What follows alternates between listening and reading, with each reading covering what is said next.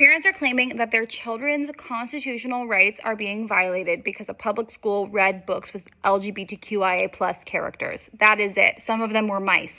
They are also not being asked to agree. They are not being punished for their religion. They are not being made to say or do anything. So they said the word burden a lot. In free exercise cases, are you being asked to do something that is against your beliefs? Are you being punished for your beliefs? Are you being denied something unless you compromise your beliefs? But none of that is happening here. But if the court rules that feeling burdened is enough with no proof, then anything could be a constitutional issue. None of these books are indoctrination. They're just inclusion. One of these books is a puppy at a pride parade. And the court touched on this today. They said, what happens when a student says, I have two moms? Does someone else get to opt out of that too? Justice Jackson also said, well, what if we have a gay teacher with a wedding photo on her desk? What if she talks about her spouse?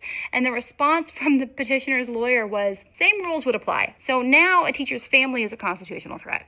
This case is not just about one classroom or one book. It's about visibility and who gets erased from public education, period. And then one of the petitioning families said they had to move in with grandparents to afford private school, and there was a lot of faux outrage. But where was this compassion when students couldn't afford Wi-Fi for remote learning? Or districts ran out of speech therapy and IEP funds? Or Black and brown kids were being disproportionately punished? She was like, well, this isn't about removing books. It's just letting kids opt out. But just opt out turns into teachers tiptoeing around content. There's that chilling effect again. And admins will pull books just to avoid backlash. This case just hands the entire movement constitutional cover. If the Supreme Court sides with the petitioners in this case, we are not just talking about LGBTQI plus books. We're talking about things like true history, true science. So we're going to probably see a ruling on this in June or July, right before the court recesses for summer, because that's when they do all of the bombshell decisions. In the meantime, though, you can call your school board. You can ask how they plan to handle religious opt-outs if the Supreme Court opens that door. You can support local libraries, teacher organizations, and unions. These folks are going to be on the front lines, and probably the ACLU.